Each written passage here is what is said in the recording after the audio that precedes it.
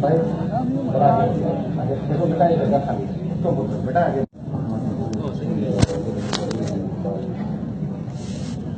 बहुत बिल्ला है मुस्तमिल आदि में पेड़ों में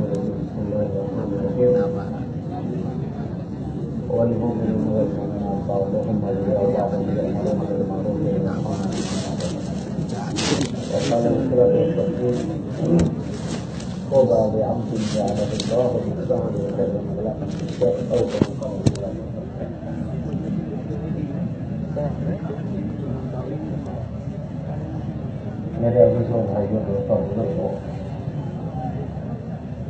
हर साल आप रात को आपकी छुट्टियों से पहले जोड़ा जाता है। बाज़ मरतबा जब आपकी पढ़ाई शुरू होती है, शुरू साल में भी जोड़ लेते हैं,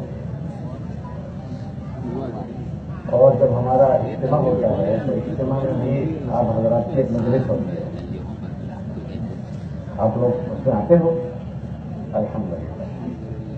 और पूरे साल भर में दौरान साल भी आप लोगों को आपके हलकों वाले, मस्जिदों वाले, मस्जिद की सतह पर आप हज़रात को जोड़ने की फिक्र करते हैं।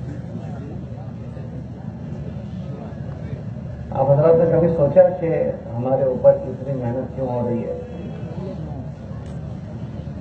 हमको बार बार जोड़ते हैं और हमें मुतवज्जह करते हैं। तो आप हज़रात के दिल में कभी ऐसा ख्याल आया कि हमें ये बार बार क्यों जोड़ते हैं? भाई नहीं आया। अच्छा, ये आना चाहिए या नहीं आना चाहिए? अरे बोलो, आना चाहिए। असल में बात यह है कि हमारे नबी अलैहि सलाम के दीन में हमदर्दी है। क्या है हमदर्दी? क्या हमदर्दी है?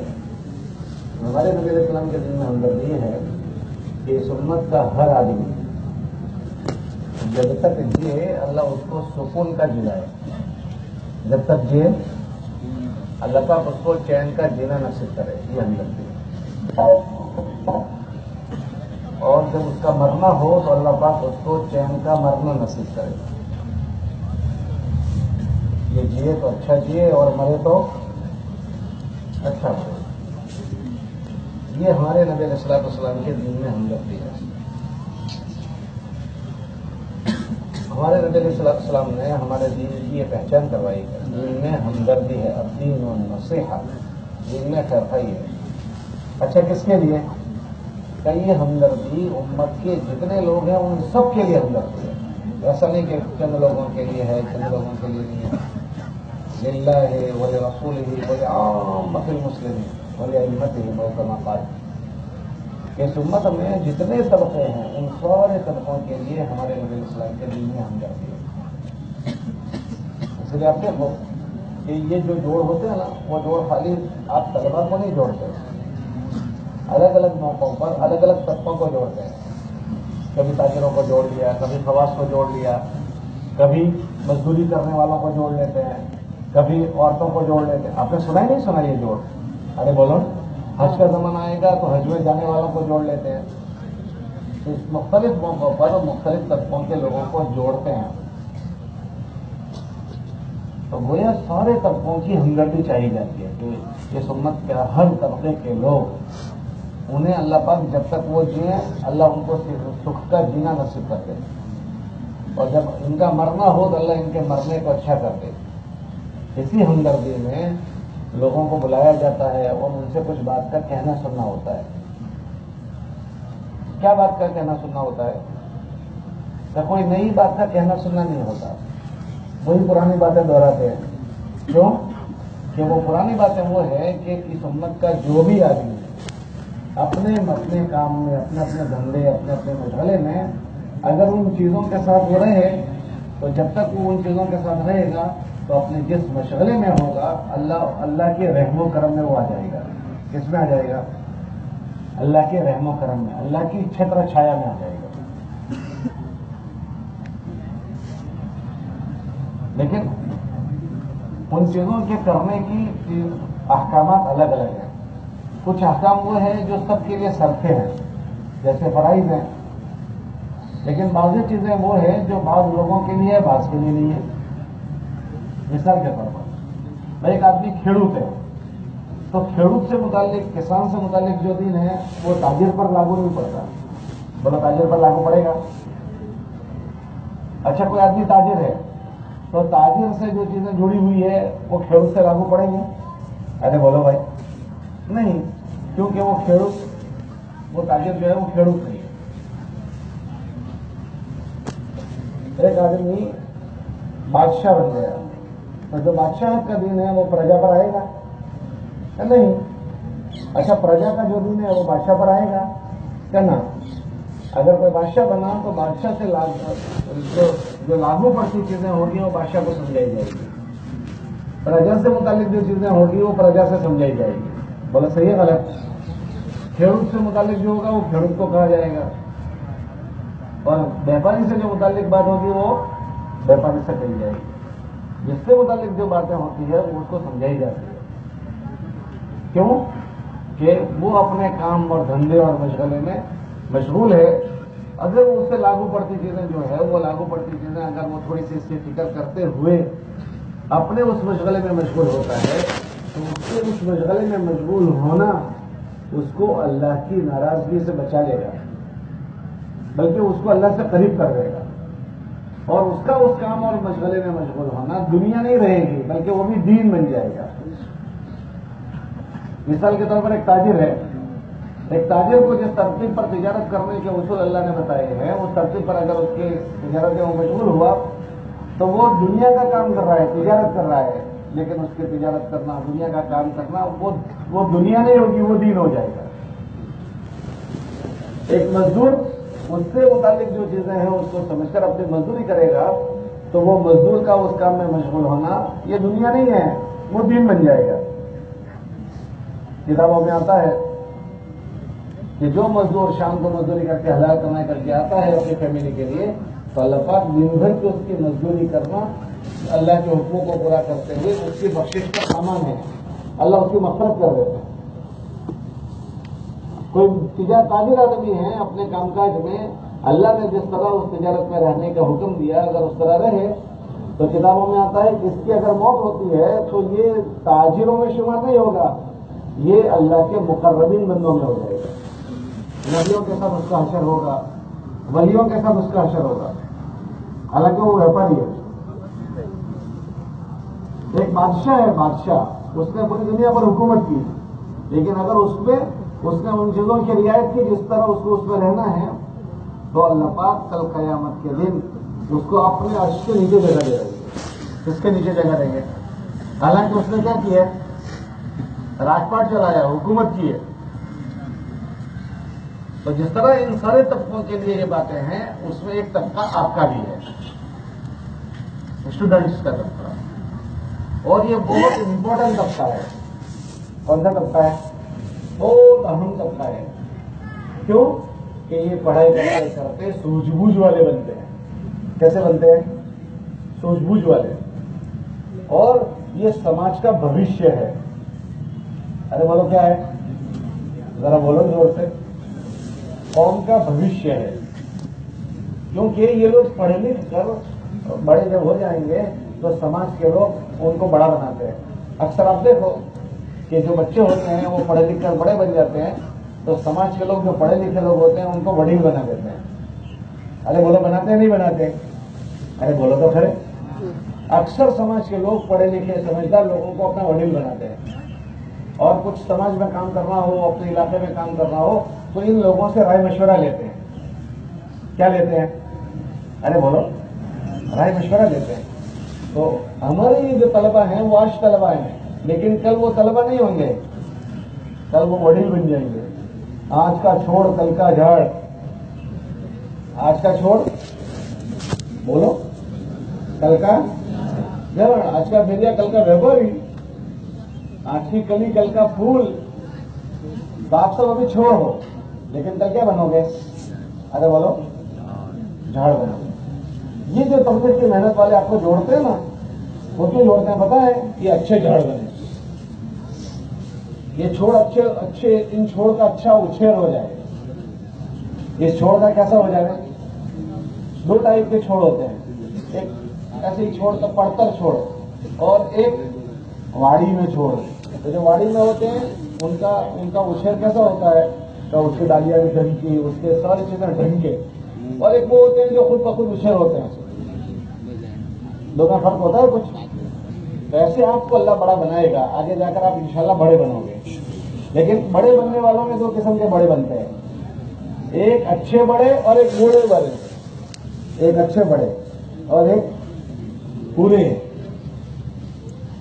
खुदा न करे अगर कोई बड़ा बना और बुरा बन गया, बुरा बड़ा बना, तो वो अपने ऊपर इतनी आफतें लाता है कि ना पूछो बात। क्यों? कि अब ये बड़ा बन गया, अब उसके साथ बहुत सारे लोगों के ताल्लुकात हो गए, बहुत सारे लोग इससे जुड़े हुए हैं। अब वो जो जिसके साथ जुड़े हैं वो गलत जिंदगी पर है, तो उसकी गलत जिंदगी वाला हजारों लोगों की जिंदगी को गलती पर ले जाएगा। तो ये अपना भी वबल अपने सर लेता है और अपने साथ जोड़ने वाले हजारों लोगों को गुमराह करता है। ये दुनिया में जितने फिर जमातें दुनिया में फैली हुई है, अलग अलग मान्यताओं की, अलग अलग अकीदों की, अलग अलग, तो उनका एक वडील होता है। अरे बोलो, होता ही नहीं होता, गुरु होता है। वो सारे उसकी ताबेदारी करते हैं। क्या करते हैं बोलो? सब उनकी ताबेदारी। तो वो अपनी तो आखिरत खराब करते हैं, लेकिन हजारों लोगों को वो गलत गुमराह करके जाते हैं। तो कल क़यामत के दिन उन सब का वबाल भी उसके सर पर जाएगा कि उसका गलत इस्तेमाल हो गया। क्या हो गया? और दुनिया में जितने अच्छी जमातें हैं, अच्छे मिशन पर काम करने वाले, उनका भी कोई वडील होता है। अरे बोलो, होता है नहीं होता? जमात का वडील होता है। तो वो क्या कर रहे हैं? तो खुद अच्छा जीते हुए हजारों लोगों का जीवन अच्छा बने उसकी फिक्र में लगे हुए। तो कल क़यामत के दिन वो जितनों के लिए भलाई और अच्छाई का जरिया बने हैं, वो सब उसकी भलाई कल क़यामत के दिन उसके नामे अमल में जाएगी। क्यों? कि वो उसका जरिया बना है। तो हमें नहीं पता कि हमारे इन बच्चों में कौन कैसे कैसे बड़े बनेंगे। हाँ, हमें नहीं पता कौन कैसे कैसे बड़े बनेंगे। तो आपको इस बचपन से ही ये तबलीग की मुबारक मेहनत के रास्ते से तो थोड़ा सा संभालने की कोशिश करते हैं। क्यों? कि आपके साथ दो चीजें लगी हुई है। आपको संभालने की क्यों कोशिश कर रहे हैं? कि आपके साथ क्या चीजें लगी हुई है? अरे जरा जोर से बोलो। दो चीजें लगी हुई है। एक आपके साथ जो लगा हुआ है वो जवानी लगी हुई है। क्या लगी हुई है? अच्छा, जवानी क्या होती है? जवानी जदी रवानी। जवानी क्या होती है? तो जवानी दीवानी। जवानी जरा जोर से बोलो। देखो, जितनी एक्टिंग करेगा वो सब जवानी में ही करेगा। कोई बुढ़े एक्टिंग नहीं करने जाते। लेकिन जवान को देखो, कभी पायचा ऊंचा कर देगा, कभी पायचा नीचा कर देगा, कभी पैंट को यहां से फाड़ डालेगा, कभी यहां से फाड़ डालेगा, कभी बाल यहां से काट डालेगा, कभी चोटी रख देगा, कभी कपड़े ऊंचे पहन लेगा, कभी नीचे कर देगा, अलग अलग स्टाइल करेंगे। अरे बोलो, होता है नहीं होता? ये सब बुढ़े करते हैं, जवान करते हैं। जरा जोर से बोलो। तो जवानी दीवानी। जवानी ये किताबों में लिखा है, अशबाब शुअबतुम मिनल जुनून। जवानी दीवानी। अगर इसको अच्छी रास्ता नहीं मिला तो ये गांडा हो जाएगा। आप देखना जवान छोकरों को, जैसे उम्र बढ़ती जाएगी ना, तो वो जो गांडपन थे उसमें वो कम होता जाएगा। गांडा हो गया, पागल हो गया ये, कि कभी यूं चोटी करेगा, कभी ये करेगा। तो अक्सर जवानी में ये सब स्टाइलें होती है। लेकिन जैसे जैसे उसकी उम्र बढ़ेगी ऐसे ये चीजें कम होती जाएगी। आप देखना। तो एक तो आपके साथ क्या लगी हुई है बोलो? जवानी। और जवानी में अक्सर आदमी के ऊपर अपनी होश का गलबा होता है, अगर उसको संभालना हो तो। अपने मन का गलबा होता है, उसके मन में जो आएगा वो, और उसके लिए वो सबसे दुश्मनी कर लेता है। अपने सगे माँ बाप से झगड़ा बुढ़ापे में होता है या जवानी में? अरे बोलो। सगे भाइयों से, सगी बहनों से और फैमिली वालों से, वो हमको कुछ करेंगे और हम कुछ करेंगे। तो हमारे और आपस में अनबन जो ज्यादा जो होती है वो कौन से जमाने में? जवानी। कि आदमी अपने मन के ताबे ऐसा होता है कि वो सबसे लड़ने को तैयार होता है, लेकिन मन में जो आया वो करने की वो ठान लेता है और वो कर गुजरता है। बाज़े मर्तबा तो वो अपनी मनचाही पर अपने फैमिली को कुर्बान कर डालता है, घर छोड़कर भाग जाता है। अरे भाई क्या हुआ? तब मैं जो कहता हूं ऐसा करने नहीं देते तो घर को छोड़ देता है। माँ बाप को छोड़कर भाग जाता है। अरे बोलो, ऐसा दुनिया में हो रहा है नहीं हो रहा है? कितने जवान घर छोड़कर भाग जाते हैं? तो क्या हुआ कि इसको सेट नहीं हुआ तो माँ बाप के साथ कोई बात हो गई तो घर छोड़कर भाग गया। तो आदमी पर अपनी जवानी का ऐसा गलबा होता है। आप सब उस दौर से गुजर रहे हैं, आप सब जवानी की हालत में से गुजर रहे हैं। तो आपको मार्केट में ललचाने वाली बहुत सारी चीजें होती है जो अपनी तरफ खींचती है, ललचाती है। कैसी? अल्लाह पाक ने इस दुनिया में जीनत रखी है। जीनत का क्या मतलब? कोई चीज बन संवर कर खूबसूरत हो जावे तो उसकी तरफ आदमी खींचता है, वाह भाई कैसा जोरदार है। तो इस दुनिया में अल्लाह ने बहुत सारी खींचने वाली चीजें रखी है। तो आदमी को वो चीजें खींच लेती है। आप लोग अभी जवानी में हो तो आपको 50 चीजें ऐसी खींचने वाली है। और अगर कोई आदमी अपनी जवानी में उन चीजों के ताबे हो गया तो वो चीज उसको खींच लेती है, उसको पता भी नहीं होता। क्या नहीं होता बोलो? तो उसको पता भी नहीं होता। लेकिन ये ईमान वाला 15 साल का जब हो जाता है वो बालिग हो जाता है। अक्सर 15 साल के बाद, तो बालिग होने के बाद अगर ये अच्छे काम करता है तो उसके खाते में अच्छाइयां लिखी जाती है। और खुदा न करे अगर इससे बुराइयां हो रही है तो ये इसकी बुराई की वजह से अल्लाह की निगाह में कसूरवार हो जाता है। बेचारा वो अपने आप को ऐसा समझता है मैं तो अभी बच्चा हूं। क्या समझता है वो? बच्चा हूं। वो बच्चा समझकर कुछ भी करता है, हालांकि वो बच्चा नहीं रहा। बालिग होने के बाद उसके फरिश्ते उसकी सारी बातें नोट करते हैं। क्या करते हैं बोलो? नोट करने के बाद क्या होगा? नोट करने के बाद वो छोकरे को नहीं पता कि मेरी सारी बातें नोट हो रही है। वो तो क्या समझता है मैं तो अभी बच्चा हूं तो क्या होता है, हालांकि उसकी सारी बातें नोट हो रही है। और किताबों में ऐसा लिखा है कि अगर उससे अच्छाइयां हुई है तो उसको बदला मिलेगा। और खुदा ना करे अगर वो गलत रास्ते पर पड़ चुका है, गलत रास्ते पर, तो उसको भुगतना पड़ेगा।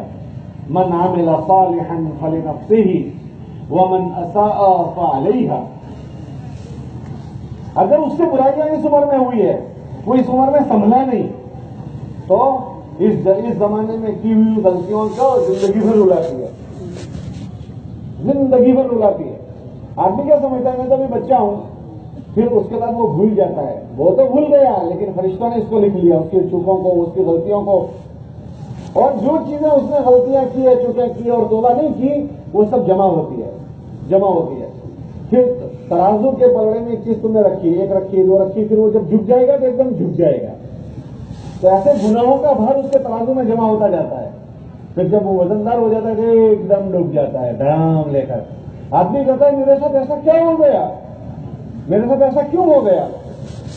तो अल्लाह कुरान में फरमाते हैं कि लोगों से ये बात कहो कि तुम्हारा अल्लाह तुम पर जुल्म नहीं करता। वमा रब्बुका बिज़ल्लामिन लिल अबीद, तुम्हारा अल्लाह तुम पर जुल्म नहीं करता। तो ये मेरे साथ फिर क्या हुआ? तो अल्लाह कुरान में फरमाते हैं लोगों से कहो ये तुम्हारे हाथों के करतूत है। मा असाबकुम मिन मुसीबतिन फबिमा कसबत अयदीकुम। अगर तुम्हारे हालात खराब हुए हैं तो ये समझ लो कि तुमने गलत हरकतें कर रखी है। अरे भाई बाप होता है, बाप अपने बेटे को बगैर कसूर का चांटा नहीं मारता। बोला मारता है? कोई किसी को मारता नहीं। कोई कसूर हुआ है तो अल्लाह ने हमको जुल्म करने के लिए थोड़ी पैदा किया है। अल्लाह तो रहमान और रहीम है। अगर आदमी से कोई चुके होती है तो फिर वो उसके ऊपर चांटा पड़ता है। अगर कोई आदमी गलत रुख पर है और अगर उसको अभी पकड़ अल्लाह की तरफ से नहीं हुई है तो वो मुतमईन ना हो। अल्लाह के वहां हर चीज का वक्त होता है, अल्लाह के वहां हर चीज का वक्त होता है। मूसा अलैहिस्सलाम को फिरौन ने बहुत परेशान किया तो अल्लाह पाक से उन्होंने दुआ की कि अल्लाह पाक ये मुझे बहुत हैरान कर रहा है। तो अल्लाह कुरान में फरमाते हैं कि हमने उसकी बात को कबूल कर लिया। जैसे ही मूसा अलैहिस्सलाम ने रजूआत की वो रजूआत हमने कबूल कर ली कि अच्छा तुमको हैरान करता है, हम देख लेंगे। उसके बाद 40 साल तक उसको ढील दी। कितने साल? जरा देर से बोलो। 40 साल। जब 40 साल जैसे उसको ढील दी तो और उसकी ताकत बढ़ गई और बढ़ गई और बढ़ गई और फुल ताकत में आ गया। तो अपनी फुल ताकत में जब वो आ गया उसी वक्त अल्लाह ने पकड़ा उसको। यूं कैसा पकड़ा? मूसा अलैहिस्सलाम के छोटे संदूक में थे, बच्चे थे, बेयारो मददगार थे, उनको भी उनकी माँ ने समंदर में डाला, समंदर ने उसको बचा लिया। कमजोर को बचा लिया और ताकत वाले को डिगो दिया। मूसा अलैहिस्सलाम संदूक में बच गए और फिरौन अपनी पूरी ताकत के साथ नहीं बच सका। तो 40 साल अल्लाह ने उसको मोहलत दी और उसकी पूरी ताकत के बीच में अल्लाह ने उसके ऊपर पंजा मारा। अच्छा, बहुत तुम्हारे तेवर चढ़े हुए थे, तो अल्लाह ने पूरे लश्कर के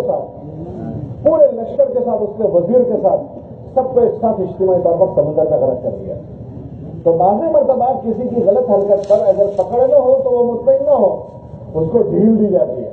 पतंग अपने चलाते हैं पतंग, तो पतंग उड़ाते ढील देते एकदम, वो ढील क्यों देते हैं? खींचने के लिए एकदम ढील देते हैं। सड़ जब हम उड़ाते थे, अब तो कोई नहीं उड़ाता, जब स्कूल में थे तब पढ़ाते तो उड़ाते, तो ढील देते हैं, ढील वो खींचने के लिए।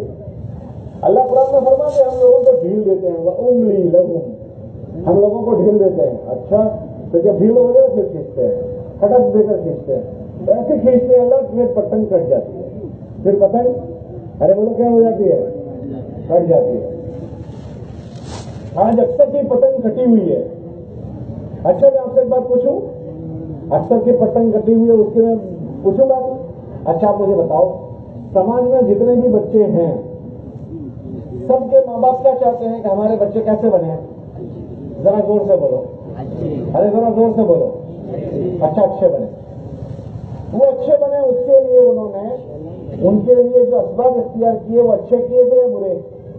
उनको अच्छे मदरसे में भेजा, अच्छे उस्तादों के पास भेजा या बुरे उस्तादों के पास? अच्छा, घर में जब वो जाते हैं तो उनको नसीहत करते हैं, छोटी बातों की नसीहत करते हैं? जरा जोर से बोलो। अच्छी बातों की करते हैं। उनको मौलवी साहब के पास उन्होंने अच्छा दिन लाने के भेजा या कोई गलत बात करने के लिए भेजा? जब वो लोगों से मिलते हैं तो अपने बच्चों के लिए दुआ करवाते हैं या बददुआ करवाते हैं? दुआ करवाते हैं। तो सारे असबाब अच्छे इख्तियार करते हैं या बुरे? ये तो हो गई एक बात। दूसरी बात मैं पूछूं, अक्सर समाज में बच्चे माँ बाप के फरमाबरदार है या नाफरमान?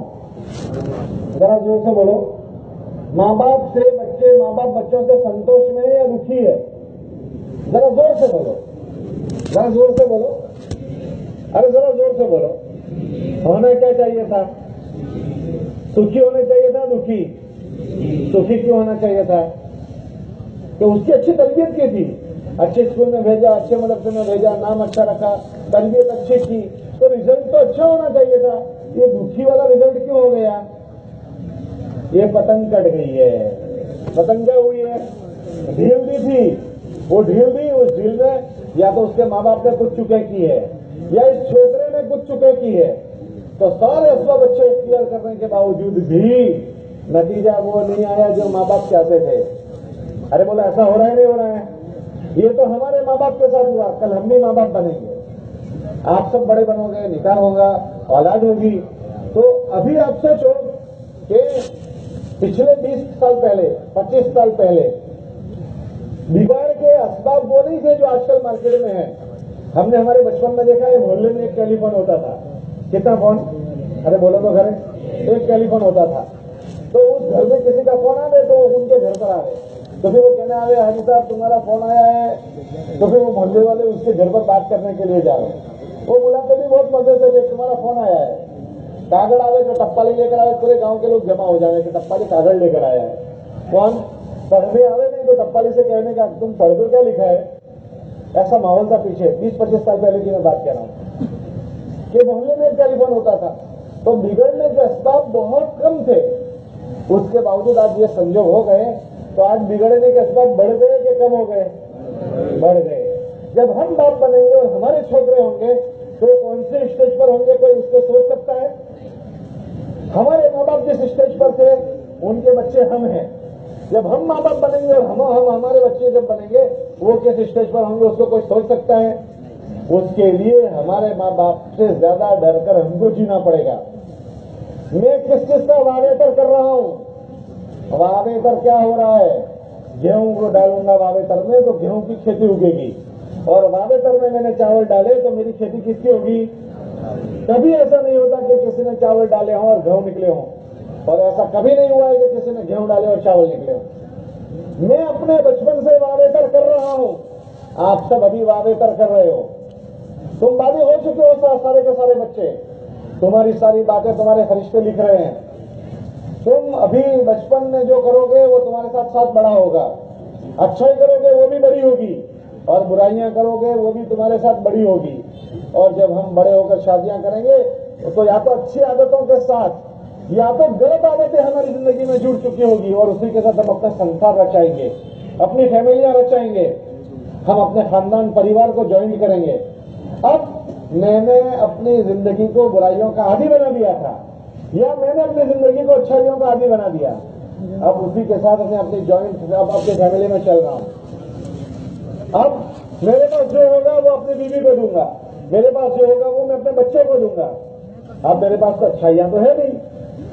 मैं स्कूल और कॉलेज के जमाने में मेरा सर्कल गलत हो गया, मेरे दोस्त गलत हो गए, तो मैं तो अपने पढ़ाई के जमाने में ही बुराई का आदी हो गया हूं। अब उसी बुराइयों के साथ मैं परवान चढ़ूंगा, बढ़ाऊंगा, तो अपनी बीवी को मैं ऐसी बातें करूंगा और अपने बच्चों से हम ऐसी बातें करेंगे। फिर क्या होगा? तो फिर अपनी नस्ल हमसे ज्यादा खतरनाक हो जाएगी, है ना? हंसी हंसी ने करेला पाप, आगे बोलो, हंसी हंसी ने करेला पाप। जरा जोर से बोलो, फिर क्या है वाक्य? रडी रडी ने भोगववा पड़शे, हंसी हंसी ने करेला पाप। बोलो जरा जोर से, जरा जोर से बोलो, रडी रडी ने भोगववा पड़शे। कोई चीज मिट नहीं जाती, कोई चीज मिटाई नहीं जाती। अगर तौबा आदमी की ना हुई हो तो वो सारी उसके खाते में जमा होती है और जमा होकर फिर जब संयोग आते हैं तब उसके ऊपर बदला लिया जाता है। क्या आते हैं बोलो? इसलिए आपको इस बचपन में चौकन्ना करते हैं। ये सारी बात जो मैंने की क्यों की? कि आप अभी जवानी की जिंदगी में हो। कौन सी जिंदगी में हो? जवानी की जिंदगी में। जवानी की जिंदगी में तुम संभल जाओ, इसके लिए आपको बार बार जोड़ते हैं। एक तो आपके साथ जवानी का माहौल लगाए, इसके लिए आपकी बहुत ज्यादा फिक्र करते हैं। दूसरे क्यों करते हैं पता है आपको? आप स्कूल के माहौल में हो। अक्सर स्कूल का माहौल गफलत का होता है। कौन सा होता है? अरे बोलो कौन सा होता है? और हमारे मुल्क में तो इतनी खतरनाक गफलत का मुल्क है हमारा कि ना पूछो बात। गफलत का माहौल क्यों है? हमारे स्कूलों में अक्सर जो तालीम होती है को तालीम है। कौन सी तालीम है? क्या मतलब इसका? कोई बात नहीं, उसको खड़ा करते। हमारे मुल्क में अक्सर जो तालीम होती है गफलत के माहौल में होती है। किसमें होती है? गफलत के माहौल में अक्सर तालीम।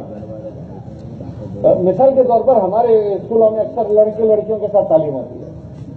अब मिसाल के तौर पर अगर स्कूल के माहौल में और कोई गफलत न भी हो, सिर्फ लड़के लड़कियों का साथ पढ़ाई करना वही इतना खतरनाक जहर है कि और गुनाह न हो तो ये गुनाह ही आदमी को ले डूबता है। क्या मतलब इसका?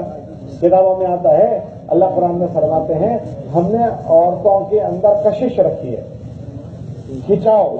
ज़ुय्यिना लिन्नासि हुब्बुश शहवाति मिनन निसा वल बनीन वल क़नातीरिल मुक़न्तरति मिनज़ ज़हबि वल फ़िद्दा।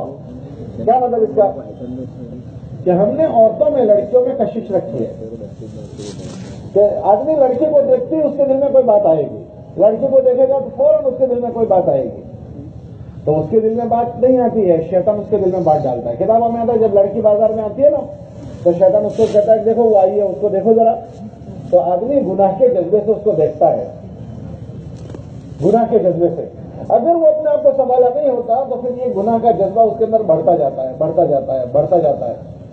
और खुदा न करे फिर आगे कि उसे अपनी निगाहों से वो गुनाह करता है, जबान से गुनाह करता है, कान से गुनाह करता है और बाज़े मर्तबा उससे आगे के गुनाह भी करने लगता है।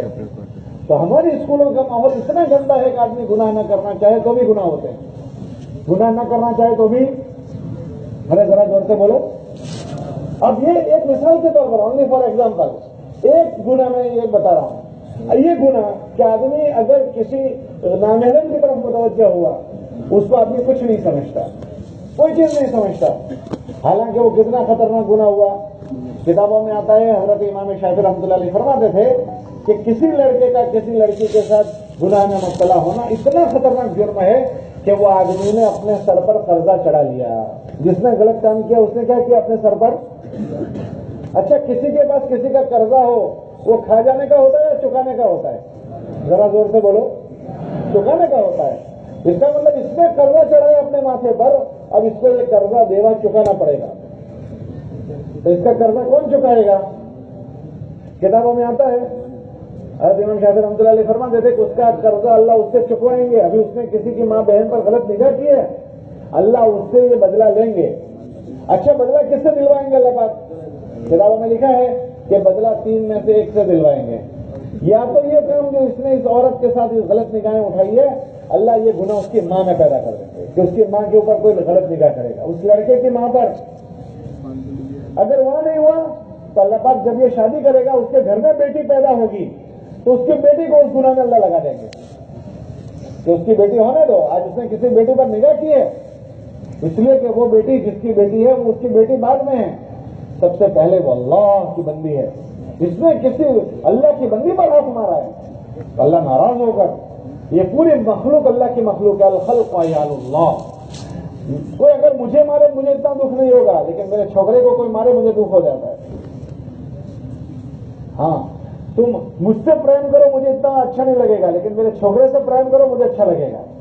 आप देखो, कोई भी होता है तो आदमी उसके बच्चे से प्रेम करता है, तो आदमी को अपनी जात से ज्यादा अपने बच्चों का प्रेम अच्छा लगता है, और अपने बच्चों को नुकसान पहुंचाना बुरा लगता है। हमारे बच्चों को कोई नुकसान पहुंचाए बुरा लगता है। ये पूरी दुनिया में रहने वाली सारी मखलूक ये अल्लाह का परिवार है। अल्लाह का क्या है बोलो, जरा जोर से बोलो, अल्लाह का परिवार है ये। उसके ऊपर कोई हाथ मारता है तो अल्लाह को बुरा लगता है। हदीस में आता है तुम पाक साफ रहना, ऐफो ताइफ निसाकुम, हम तुम्हारी औरतों को पाक साफ रखेंगे। इसका क्या मतलब, अगर तुम गलत हो गए तो फिर तुम्हारी औरतें भी बुराइयों में जाएगी।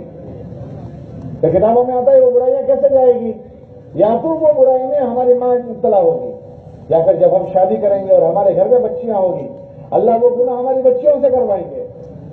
अगर उससे भी नहीं हुआ तो फिर हमारी बीवी गुनाह करेगी। जो गुनाह हमने किसी के साथ किया है वो गुनाह हमारी बीवी करेगी। और चौथा, या तो हमारी बहन उस गुनाह में मुब्तला होगी। आज अक्सर घरों में इसकी शिकायत हो रही है कि उसका निकाह तो हो गया मगर वो फलां से रास्ते में है, वो हो रहा है, लड़के ने शादी कर ली मगर फलां से है, कि शादी करने के बाद भी उसका दिल संतोष नहीं है कि गुनाहों में लगे हुए हैं। घर के मर्द भी, घर की औरतें भी। कोई ऐसा कह सकता है कि यार बहुत सारे लोग ये गुनाह तो करते हैं लेकिन उनकी औरतें तो नहीं करती, तो ये धोखा है भूल जाने का। हम जब बुराई करते हैं तो हमारे घर की औरतों को खबर पड़ती है कि हम बुराई कर रहे हैं। अगर वो भी बुराई करेगी तो हमें पता नहीं चलेगा कि उन्होंने क्या क्या बुराइयां की है। हाँ, तो हमारी स्कूलों की फिजा बहुत गंदी है। उसमें ऐसे बड़े बड़े गुनाह होने के असबाब पैदा हो जाते हैं कि आदमी जब पढ़ाई पूरी करके निकलता है ना तो पैर से लेकर सर तक गुनाहों में डूबा हुआ होता है। वो डिग्री लेकर क्या निकलेगा, वो गुनाहों का भार और टोकरा अपने सर पर लेकर निकलता है। हाँ, हम लोग अभी एक जगह पर गए थे, जयपुर, वहाँ स्कूल एक थी कॉलेज, तो उस कॉलेज में एक लड़का था हमारे यहाँ पीठ सिमलवाड़ा का। वो आया और कहने लगा कि यहाँ 35 मुसलमान लड़के लड़कियां हैं, और वो लड़के लड़कियों के लिए यूं कह रहे थे कि वो गंदी जिंदगी गुजार रहे हैं मौलाना, और अभी भी ऊपर बुराई कर रहे हैं, आप हमारे साथ चलो उनको समझाओ। मैंने उनसे कहा कि 35 के 35 को अभी रहने दो, वो गुनाह में है, उनको उसमें मत जाओ, इंशाल्लाह हम इनको शाम को जमा करेंगे। तो वो कह रहे थे कि कोई बच्चा नहीं बच्ची है, कोई बच्चियां नहीं बच्ची है जो गुनाहों में मुब्तला न हुई हो। अगर इस पढ़ाई के जमाने में इनको फिक्र न करें तो स्कूल और कॉलेज का माहौल ऐसा है कि हमारी नस्लें बच नहीं पाएगी, गुनाहों के साथ लौटेंगी। और अगर ये गुनाहों के साथ हमारे बच्चे स्कूल और कॉलेजों में हैं और पढ़ाई करेंगे, जिस दिन इनकी पढ़ाई पूरी होगी और कॉलेज और स्कूल से बाहर आएंगे, जिस तरह वो डिग्री लेकर आएंगे, ऐसे अल्लाह के वहां पाप का घड़ा भरकर आएंगे। अब बताओ इनका भलेदार कैसे हो जाएगा, इनका भरता कैसे हो जाएगा, ये सुखी कैसे हो जाएंगे। बल्कि जब वो जॉब करेंगे, सर्विसों में जाएंगे, गलत आदतों के आदी हो चुके हो, बुराइयों के आदी हो चुके हो, तो अपनी जॉब और सर्विस में भी वो गुनाहों के साथ जाएंगे। एक ऑफिसर मुझे मिला, कहने लगा कि हमारी ऑफिस में एक जवान ऑफिसर का सिलेक्शन हुआ है, जवान ऑफिसर है, आज इसका सिलेक्शन हुआ है, तो उसके साथ मेरी बहुत अनबन होती है। तो मैंने कहा क्यों अनबन होती है, कि वो इलेक्ट्रिसिटी बोर्ड में है और इतने लोगों से रिश्वत लेता है कि ना पूछो। अभी नया सिलेक्शन उसका हुआ है, लेकिन वो नया सिलेक्शन वाला ऑफिसर इतने बैग भर के पैसे लेता है, रिश्वत खाता है। अब ये नया सिलेक्शन हुआ, ये रिश्वत की इसको हवस कहां से आ गई। ये पढ़ने के जमाने में गंदी जिंदगी उसकी गुजरी है। अब ये पैसों का लालची हो गया। अब पैसों का लालची होकर अब जिस कुर्सी पर वो बैठा है वहां हलाल और हराम की तमीज इसकी जिंदगी से खत्म हो गई। जब ये जिंदगी से उसकी तमीज खत्म हो गई, अब ये अपनी कुर्सी को जहन्नम बना दिया उसने। किताबों में आता है कि जो माल पेट में हराम के रास्ते से गया, वो आदमी अल्लाह की निगाह से इतना गिर जाता है कि अगर वो आदमी काबा शरीफ में चला जाए और बैतुल्लाह का पर्दा पकड़कर दुआ करे तो भी उसकी दुआ कबूल नहीं होती, जो उसके पेट में हराम माल गया है। किताबों में आता है कि जिसके पेट में हराम माल गया हो, अल्लाह पाक ने उसके लिए जहन्नम की आग बनाई है, जहन्नम की आग, कि उसको जहन्नम की आग में अल्लाह डालेंगे। उसकी औलाद में से नेकी खत्म हो जाएगी। जिन औलाद को उसने हराम माल खिलाया, ऑफिसर तो बन गया लेकिन हराम खिलाकर बनाया, अब नन्हे मुन्ने बच्चों को हराम खिलाकर बड़ा किया। अब उन नन्हे मुन्ने बच्चों के पेट में हराम माल गया, अब उनसे क्या आशा करने की, क्या उम्मीद करने की, तब गई उसकी नस्ल। एक ऑफिसर को ये ऐसा मिला। हम लोग एक और जगह पर गए, भरूच गए थे, तो वहां बच्चों का जोड़ था। तो एक आदमी मिलने आया, अस्सलाम वालेकुम। वालेकुम सलाम। खैरियत? जी अल्हम्दुलिल्लाह। मैंने मुझे पहचान? हाँ भाई पहचान, आप तो फला इलाके के। जी। यहाँ क्या कर रहे हो? कि यहाँ मैं ऑफिसर हूँ। किसमें हो? कि जीबी में, गुजरात इलेक्ट्रिक बोर्ड में हूँ। तो फिर कैसा चल रहा है? उसने कहा अल्लाह का एहसान मौलाना, मैं जिस जगह पर हूँ मैं बड़ा ऑफिसर पर ऑफिस बड़ी ऑफिस में हूँ। क्या काम है तुम्हारा? कई जो रेड डालते हैं ना फैक्ट्रियों में और उसमें रेड पाड़ते हैं, तो उस टीम का मैं आदमी हूँ। हम रेड के लिए जाते हैं, चोरी पकड़ने के लिए जाते हैं। तो मैंने कहा वहां तो बहुत रिश्वत होती है कि जब तुम चोरी करने जाओ, तो कर रहा है तो तुम जाओगे तो कहेंगे भाई तोड़ कर लो, इतने में तोड़ कर लो, इतने में तोड़ कर लो, इतने पैसे देते हैं, वापस चले जाओ। तो वो कहने लगा मौलाना अल्लाह का एहसान है, आज तक मैंने चार आने का भी रिश्वत मैंने नहीं ली है। मैंने कहा रिश्वत का तो ऐसा होता है कि नीचे से लेकर ऊपर तक चैन चलती है, नीचे से ऊपर तक। तो तुम जब नहीं लोगे तो तुम्हारे ऊपर का ऑफिसर तुमको हैरान नहीं करते? तो कहने लगा मेरे ऑफिसरों को पता चल गया कि ये लड़का रिश्वत नहीं लेता है। तो जब उनको ऐसा लगता है कि भाई यहाँ ऐसा होने वाला है, तो वो मुझे एडवांस में कहते हैं तुम यहाँ चले जाओ, हम यहाँ चले जाते हैं। तो क्या कहते हैं तुम यहाँ चले जाओ? तो कह रहे मौलाना इतने पैसे आते हैं कि ना पूछो बात, लेकिन अल्लाह ने मुझे बचा लिया। मैंने कहा कि तुम कैसे बच गए? तो तुमने तो 10, 15, 20, 25, 30, 40 4 महीने लगाए होंगे, तो तुम्हारे अंदर इतना सारा अल्लाह का डर आ गया कि वरना तो आज आदमी जो है ना पैसों के हाथ में सब कुछ बेच देता है ना, न ईसा खुदा न मूसा खुदा, सबसे बड़ा पैसा खुदा। सगे भाई को भी धोखा दे देता है, सगे माँ बाप को भी धोखा दे देता है। अक्सर आप देखो मीरास जो नहीं देते, क्यों नहीं देते? सगे भाई की मीरास दबा ली, सगी बहन की मीरास दबा ली, क्यों? तो पैसों से मोहब्बत हो गई। उसको पता है कि इसका अंजाम आग है, लेकिन सगे माँ बाप और सगे भाई बहन को भी धोखा देता है पैसों की मोहब्बत में। तो ये शक्ति इसके अंदर कहां से आ गई कि थैले भरकर पैसे आते हैं और वो पैसे नहीं ले रहा है? शक्ति कहां से आ गई? तो मैं ऐसा समझा था कि उसने कितने 4 महीने लगाए होंगे? जरा जोर से बोलो। 10, 15, 20 4 महीने लगा दिए होंगे। तो मैंने कहा तुमने तो बहुत 4 महीने लगाए, क्योंकि अल्लाह के दीन की मेहनत जो है आदमी के अंदर अल्लाह का डर पैदा करती है, अल्लाह का खौफ पैदा करती है। तो मैंने उसको पूछा तुमने तो बहुत 4 महीने लगाए होंगे? तो कहने लगा अभी तक तो मेरा चिल्ला भी नहीं लगा। अच्छा, तो फिर ये शक्ति कहां से आ गई तुम्हारे अंदर? तो कहने लगा कि जब मैं स्कूल पढ़ता था तो स्कूल के जमाने में मैं तबलीग वालों के हाथ चढ़ गया। किसके हाथ चढ़ गया? अरे जरा जोर से बोलो। कि तबलीग वालों ने स्कूल के जमाने में मुझे अपने साथ जोड़ लिया और मेरे 6 मरतबा 20 दिन लगे। कितने लगे? 10 दिन 20 दिन 10 दिन 20 दिन, बाकी उससे વધારે का मैंने नहीं लगाया। 10-20 दिन मैंने लगाए हैं। बाकी इतना था कि मरकज पर आता था, मैं मरकज पर आकर अल्लाह रसूल की बात सुनता था, गश में जुड़ता था, मस्जिदवार जमात के साथ जुड़ता था। बस इतनी धीमी गति की मेरी तबलीग थी। कौन सी गति की? अरे बोलो तो करें। धीमी गति की तबलीग। इतना मैं तो करता था कि गश में आता था, मुलाकातों में जाता था, मरकज पर आता था, और जब छुट्टी होती थी तो 10 दिन 20 दिन जाता था। मैंने कहा या अल्लाह, तेरे नबी की मेहनत ने तुम्हें कितनी जबरदस्त ताकत रखी है कि ये छोकरा अभी तो इसके थोड़ी धीमी गति की तबलीग है, लेकिन इस धीमी गति की तबलीग ने इसको इतना पावरफुल बना दिया कि उसको पैसे खरीद नहीं सके। कौन नहीं खरीद सका? लोग पैसों से बिक जाते हैं। अरे किससे बिक जाते हैं? पैसों से बिक जाते हैं। पैसों से अपना जमीर बेच देते हैं, सिग्नेचर बेच देते हैं। पैसे दे दो सिग्नेचर करवा लो, कदम बेच देते हैं कि मैं तुम्हारी गवाही देने आऊंगा, खोटी गवाही। लेकिन इस छोकरे ने चंद दिन अल्लाह के नाम पर गुजारे थे, उसके अंदर इस मेहनत ने ऐसी शक्ति पैदा कर दी कि कोथड़े भरकर पैसे आ रहे हैं, लेकिन उन पैसों ने उसको बिकने नहीं दिया। ये तबलीग वाले ये चाहते हैं कि हमारे बच्चे आगे जाकर ये ऑफिसर बनेंगे, पता नहीं कैसी कैसी पोस्टों पर ये जाएंगे, पता नहीं किसके किसके साथ जॉब करेंगे, पता नहीं इनका प्रोग्राम किनके साथ होगा। अभी एक लड़का आया और वो लड़का अगर कहने लगा, मौलवी साहब मैं फला डिग्री में गया हूं और हमारे वहां जब हम मेडिकल का स्टूडेंट्स था, हमें जानवरों पर सर्च करने का होता है ऑपरेशन का, मेरे साथ एक लड़की को लगा दिया है, अब मुझे वो करना जरूरी है, अब मुझे बताओ मैं कैसे उसके साथ वक्त गुजारूं। अब आदमी अकेला है, लड़की अकेली, आदमी गुनाह का सोचेगा और ये अल्लाह के डर को सोच रहा है कि मैं इस जरासीम से बच जाऊं, ये बुराई मुझे न लगे। कि तनाइम में उसको ये चीज रोके हुए, क्या किस चीज ने इसके अंदर ये शक्ति पैदा कर दी कि अपने पढ़ने के माहौल में धीमी गति की तबलीग में वो जुड़ा हुआ है। कि पढ़ने के माहौल में बहुत थोड़ी तबलीग होती है, ज्यादा नहीं होती, थोड़ी थोड़ी तबलीग, लेकिन उस तबलीग ने इसको ये शक्ति दे दी, इसको ये ताकत दे दी कि वो तन्हा एक लड़की के साथ एक कमरे में है और ये डर रहा है। क्या डर रहा है कि मेरे साथ मेरे में कोई बुराई न कर बैठे। एक लड़के से मुलाकात हुई, वो लड़का आकर कहने लगा कि मैं एक काम के लिए आया हूं। बोलो क्या काम है?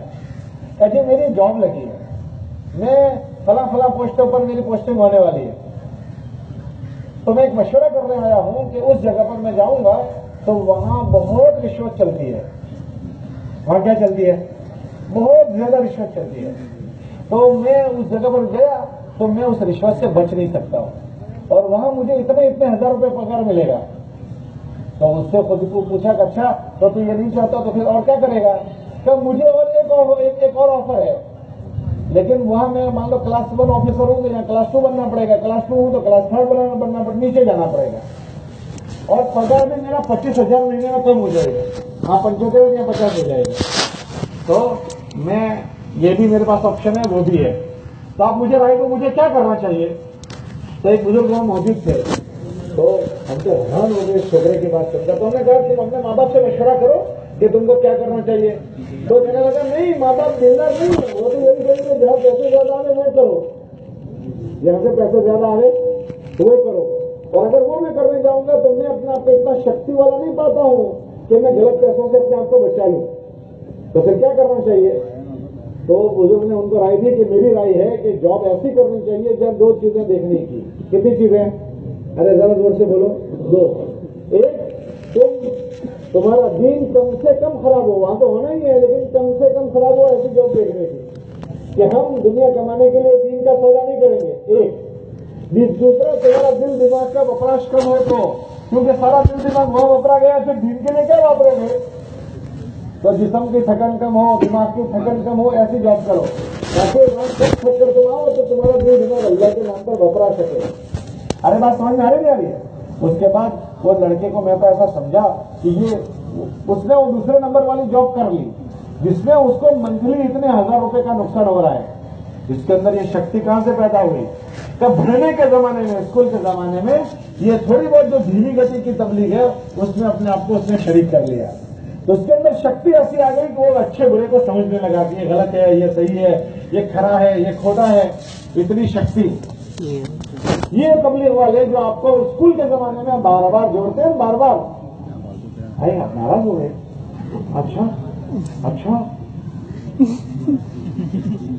अच्छा तो जल्दी आ जाए। तो मैं क्या कह रहा था? अरे बात समझ आ रही है आपको? मैं क्या कह रहा था? जरा जोर से बोलो, मैं क्या कह रहा था? मैं क्या कह रहा था जरा बोलो। ये तबलीग वाले जो आपको बार बार जोड़ते हैं तो आपको ऐसा लगता होगा कि यार ये तो जमात में भेज देते हैं। आपको ऐसा लगता है? बोला ऐसा लगता है नहीं लगता? अच्छा किसको ऐसा लगता है? ये तश्कील करके जमात में भेजते हैं। हम आपको जमात में नहीं भेजते, हम आपको जमात में नहीं भेजते, तो फिर कहाँ भेजते हो? आपको ऑयल प्रूफ बनाने भेजते हैं। कैसा प्रूफ? बोलो जरा जोर से बोलो, जरा जोर से बोलो। Oil proof. ऑयल प्रूफ का क्या मतलब होगा? अरे भाई ऑयल प्रूफ का क्या मतलब होगा जी? कि आपको दुनिया की कोई चीज मुतासिर न करे, दुनिया की कोई चीज आपको दुनिया में मुतासिर करने वाला पैसा है तो आप इतने सस्ते न बन जाओ कि पैसा में बिक जाओ। दुनिया में मुतासिर करने वाली कुर्सी होती है, इतने सस्ते हम न बन जाए कि हमको कोई कुर्सी खरीद ले। दुनिया में मुतासिर करने वाली दुनिया की रंगरेलियां हैं, लड़की या फला और फला, हम इतने सस्ते न बने कि हमको कोई भी खरीद ले। तो जो इन सबसे बचने वाला बॉडी बना दे उसको कौन से प्रूफ कहते हैं? All proof. तो टेंट लगाते हैं टेंट, तो कभी होते हैं वॉल, क्या वो कौन सा प्रूफ? Water proof. खाली उसको पानी से बचेगा, तो अग्नि उसको लग जाएगी, आग लग सकती है उसको। लेकिन एक खेमा ऐसा है कि आग भी न लगे, पानी भी ना आए, धूप भी ना आए, कोई ना आए, तो उसको कैसे कहते हैं? अरे बोलो कैसा प्रूफ कहते हैं? ऑल प्रूफ, कि इसको कोई चीज नहीं लगेगी।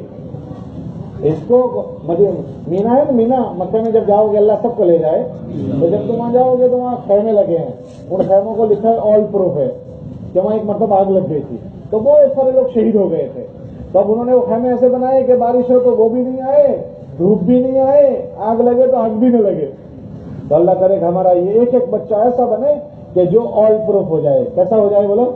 इसके लिए इनको क्या कहते हैं कि तुम अपनी पढ़ाई करो, अपनी पढ़ाई में चेता, जिज्ञासा और ध्यान से, चेते से, मन से अच्छे से बढ़कर करो।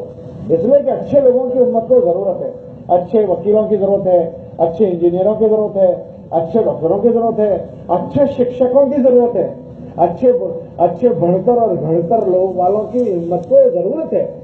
एक शिक्षक अच्छा भणकर आया, एक शिक्षक अमानतदार, जब उसकी जॉब और सर्विस लगेगी, आमतौर से आदमी 20, 22, 25 साल में जॉब ड्यूटी ज्वाइन करता है और रिटायर कब होता है?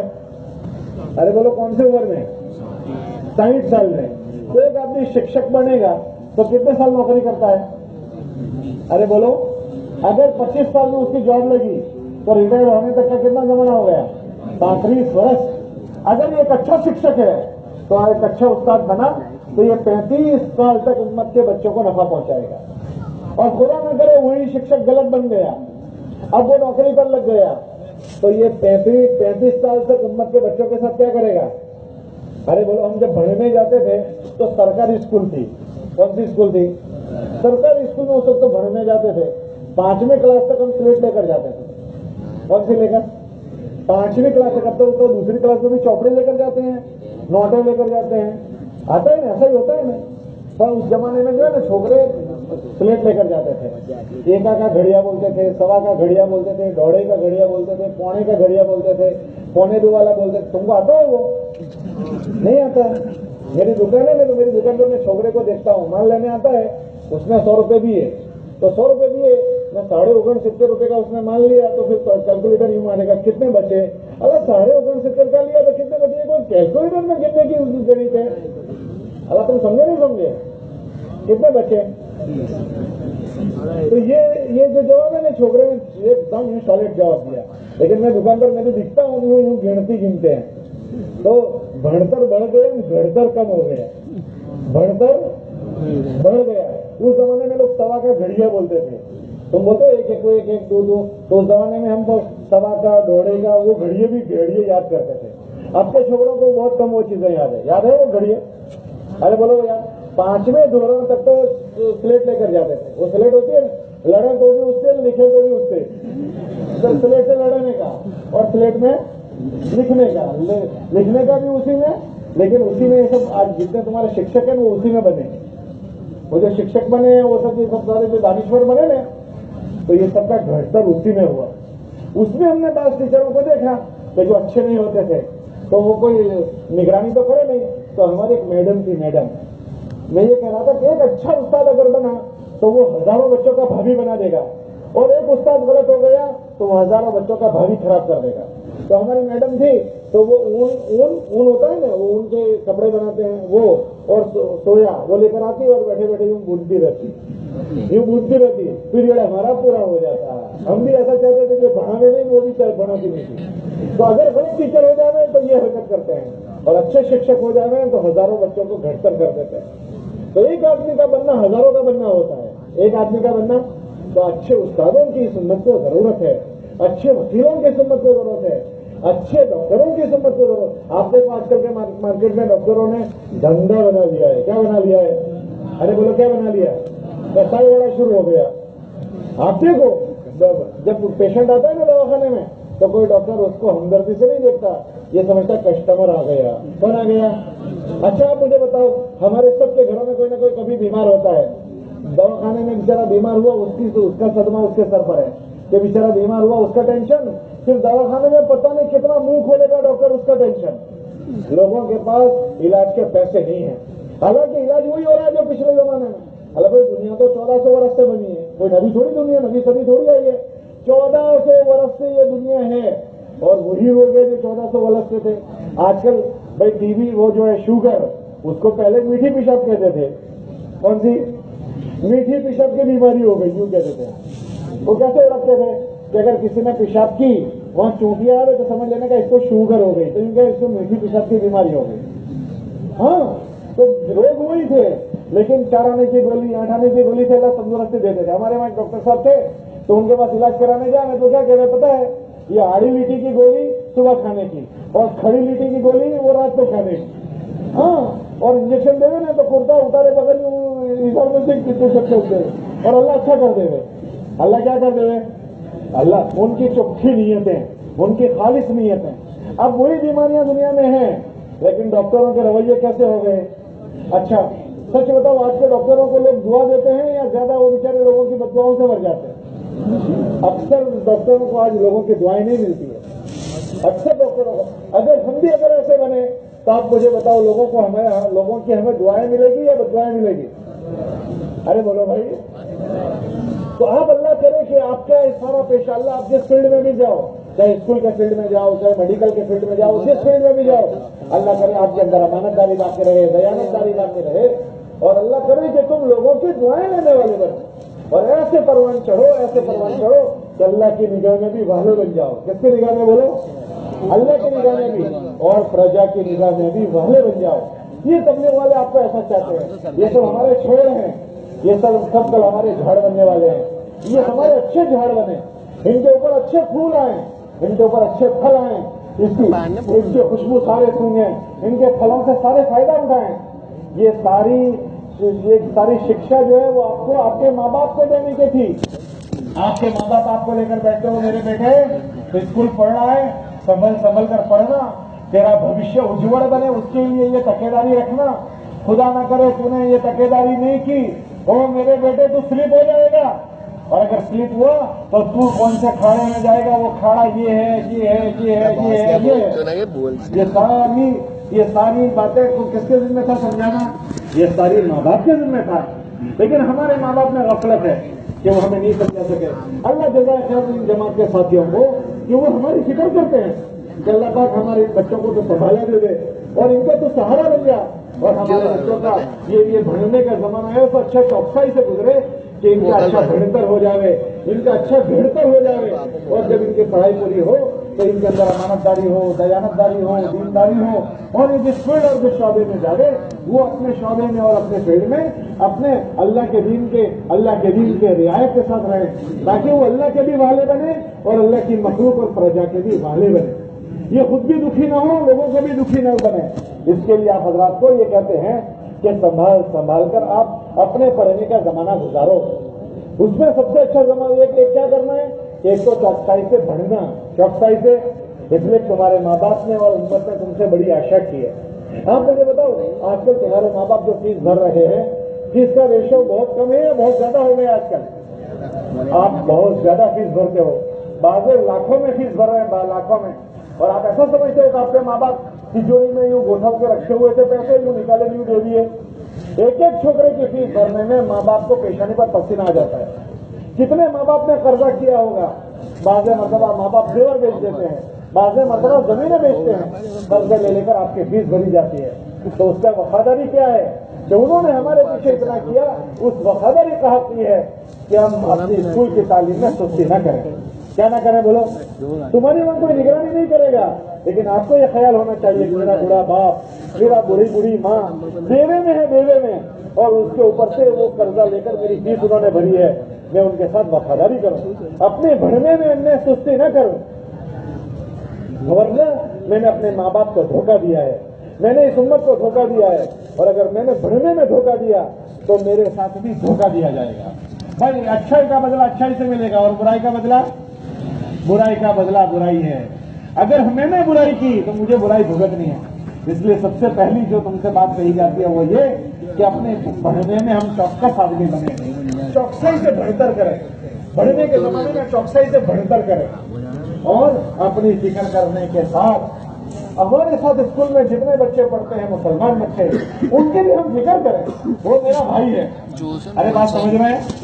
स्कूल में पढ़ने वाला छोकरा वो कौन है? मेरा ईमान वाला, ईमान वाले का भाई है। हमारे नबी ने फरमाया तुम में से उस वक्त तो कोई आदमी मोमिन नहीं होगा जब तक अपने भाई के लिए वो चीज पसंद न करे जो अपने लिए करता है। तो जब हम अपने लिए ये नहीं चाहते कि मैं अल्लाह की निगाहों से गिरूं और मैं ये नहीं चाहता हूं कि मेरी पढ़ाई से मैं गिरूं, तो मैं जैसे चौकसाई और सावचेती और झगड़ और जिज्ञासा से मैं पढ़ाई कर रहा हूं, हमारे स्कूल के सारे बच्चे जितने भी मुसलमान हमारे भाई हैं वो सबकी पढ़ाई अच्छी हो। अगर उसमें कोई सुस्ती करता है, या तो पढ़ने में सुस्ती करता है या अल्लाह के हुक्म को पूरा करने में सुस्ती करता है, लाओ मैं इसकी फिक्र करूं। स्कूल के माहौल में मैं रिसेस में या छुट्टी के बाद उससे दोस्ती लगाऊं, उससे दोस्ती की मैंने, भाई खैरियत से हो, तबियत तुम्हारी ठीक है, यूं करके दोस्ती मैंने की। और दोस्ती करने के बाद मैंने उसके फिक्र की, भाई देखो हमें इस स्कूल में कॉलेज में एडमिशन मिला है, हमारे माँ बाप ने हमारे पीछे बड़ी जान लगाई है, हमारी इतनी बड़ी फीस भरी है और हम अच्छे न पढ़े, ये तो बड़ी खयाल की बात है। ऐसा ना करो, मैं आपको देख रहा हूँ आपकी पढ़ाई में सुस्ती हो रही है, ऐसा ना करो। देखो तुम अच्छा पढ़ोगे तो भी तुम्हारा वर्ष तो पूरा हो जाएगा, सुस्ती करोगे तो भी तुम्हारा वर्ष तो पूरा होगा, ये तुम्हारा साल पूरा होगा, लेकिन नतीजा अच्छा नहीं आएगा। यूं करके अपने बच्चों की पढ़ाई अच्छी हो उसके लिए उनकी फिक्र करना। अगर वो अच्छी पढ़ाई पढ़ रहे हैं लेकिन अल्लाह के हुक्म को तोड़ रहे हैं, स्कूल के माहौल में गुनाह कर रहे हैं, उसकी फिक्र हम करेंगे। हम मिसाल के तौर पर वो नमाज नहीं पढ़ रहे तो हम ये फिक्र करेंगे, भाई देखो तुम अल्लाह नमाज अगर तुम्हारी स्कूल के माहौल में छूट गई, हम उन बच्चों से कहेंगे, इसलिए तुम जो बच्चे हो, तुम जो यहाँ जोड़ में आए हो, तुम फिक्रमंद बच्चे हो इसीलिए यहाँ आए हो। अगर तुम फिक्रमंद ना होते, दीनदार ना होते, नेक ना होते तो आज जोड़ में ना आते। लेकिन तुम्हारे अलावा हजारों बच्चे अभी मार्केट में हैं, मोहल्लों में हैं, वो इतने ज्यादा दीनदार नहीं होंगे, उनको भी यहाँ दावत दी थी लेकिन वो नहीं आए। इसके मतलब कि उनके अंदर ज्यादा फिक्र नहीं है। अगर ज्यादा फिक्र होती तो जैसे तुम आए वो भी आते। तो हो सकता है वो बच्चे स्कूल के माहौल में नमाजों की, अमल की सुस्ती करें, हम फौरन ये कहेंगे कि भाई देखो हम पढ़ाई तो अच्छी कर रहे हैं लेकिन देखो तुम्हारी नमाज नहीं हो रही है। जो आदमी नमाज छोड़ देता है वो अल्लाह की निगाह से गिर जाता है। ओ भले मानस, ओ भले मेरे भाई, अगर तो नमाज छोड़ देगा तो अल्लाह की निगाह से गिर गया, फिर तेरा कौन आसरा बन सकता है?